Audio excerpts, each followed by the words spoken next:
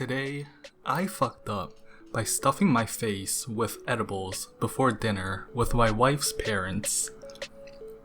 Recently, I traveled to Denver, Colorado with my wife and my wife's parents.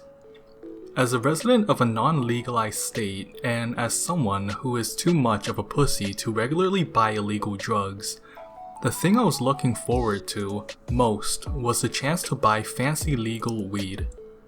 What could possibly go wrong? So the first thing I do upon arriving, and after successfully ditching the in-laws, is drag my wife to a nearby dispensary for a shopping spree.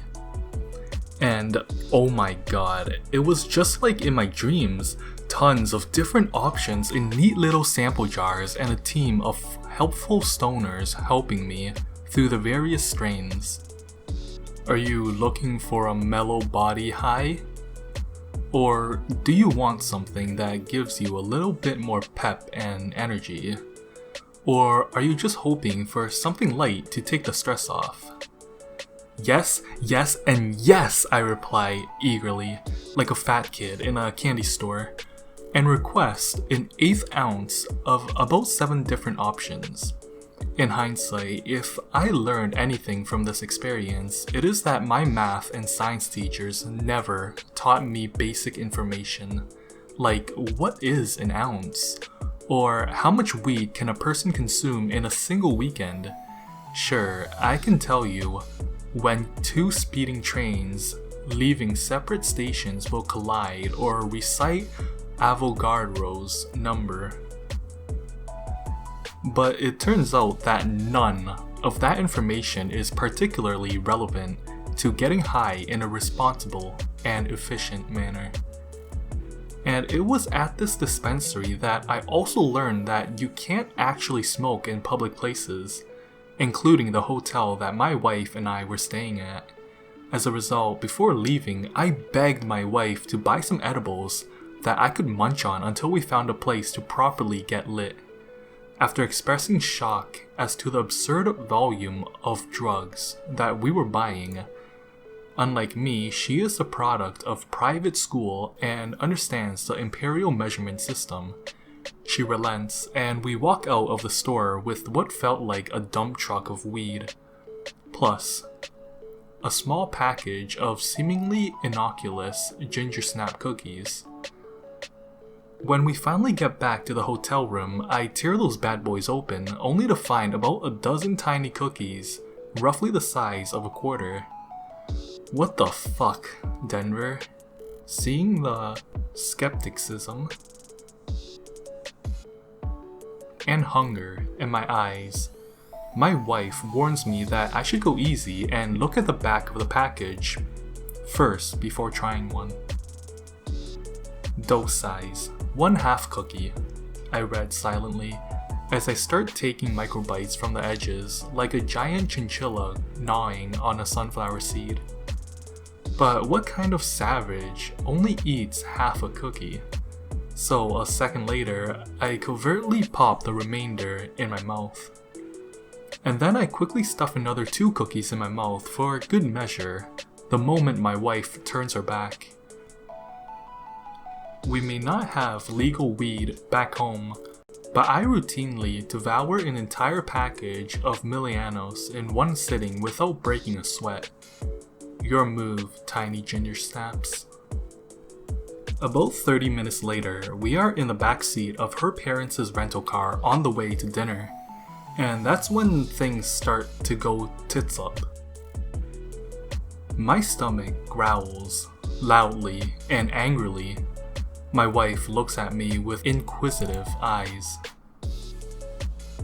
that seem to say diarrhea? But I merely clench my tummy and mumble something about altitude sickness. You didn't eat a whole cookie, did you? She asks. 10% in genuine concern and 90% in seething irritation. Of course not, I respond, avoiding eye contact for the remainder of the car ride. A few minutes later, we are climbing out of her parents' rental car and heading into some trendy farm-to-table restaurant. I don't remember how I made it to my seat. And I don't remember even looking at the menu, but I do remember the concerned look on the waiter's face as he asked me if I was doing alright. "Keep it together, man," I said to myself, but my wife's sudden groan suggests that I may have also said that to my waiter. Things are going downhill fast. The waiter nods sympathetically, takes our orders, and then heads to the next table. The moment he walks away, my wife is staring daggers at me. I start to worry that the jig is up. "You are sweating from your entire face," she says with both pity and disgust. Not quite knowing what to do, I reach for my napkin and proceed to blot my cheeks, nose, neck, chin, and forehead. At this point, my wife's mom looks over at me with some concern. "Are you alright?" she asks kindly. "Yeah, the food's just a bit spicy," I reply, far too quick to realize that we had literally just ordered and that there is nothing on the table except for a basket of dinner rolls. My wife kicks me under the table to grab my attention. "Bathroom, now," she hisses. "Get it together." I reluctantly get up from the table and head to the toilet. After splashing several handfuls of water on my face, I approach a urinal and start to pee. Now, one of the more disconcerting effects of those tiny ginger snap monsters is the feeling that time has become untethered from reality. As I am peeing, I start to get the very unsettling feeling that I have been taking a piss for the better part of an hour, and that my wife must be pacing around the restaurant worried about me. But deep down, I know that is absurd. I've been peeing all my life, sometimes multiple times a day. I've probably taken more than 50,000 leaks, and it usually only takes about a minute at most. So given that my typical pee is no more than 60 seconds, and given that it feels like I am about halfway done, that means that I've probably only been standing here for about 30 seconds, right? But the guy at the urinal next to me doesn't respond, and instead starts shuffling away from me midstream, like a startled penguin.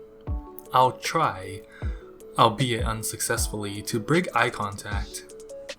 After finally finishing, I again splash some water on my face and return to my seat, making sure to apologize to the table for being gone such a long time, just in case my math was off. Next, I try briefly to engage in small talk with my wife's father, but I am far too high to understand what either of us are saying. Not wanting to start laughing uncontrollably at the wrong moment, or really at any moment, I figure the safest idea is to nod my head periodically and drink a ton of water. Nothing cures mental fatigue like water, right?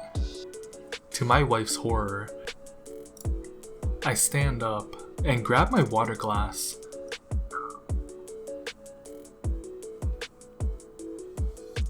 And thrust it out to the waiter, who unfortunately is on the opposite side of the restaurant.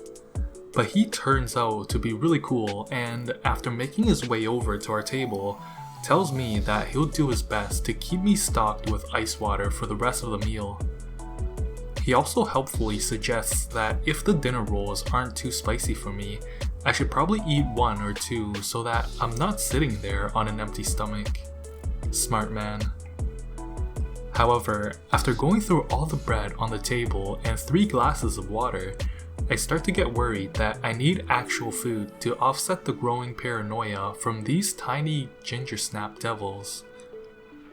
Do you think I should flag down the waiter again and ask what's taking so long?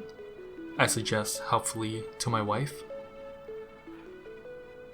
What? We literally just ordered 3 fucking minutes ago. And at that exchange, my wife loses her cool. How many cookies did you eat? She demands. Whoa. Easy there, Torquemada, I respond, somewhat horrified at her outburst. I had a few cookies, but keep it down. I don't want your parents to know how fucked up I am right now. Really? They are sitting 2 feet away from you. They know. I look up and for the first time notice both of my in-laws just staring at me for what literally felt like an eternity. Too long, didn't read. Ate way too many edibles on a trip and wiggled out during a dinner with my wife and her parents. That was some pretty funny shit. Please like, share, and subscribe. Until next time, I'll see you guys again.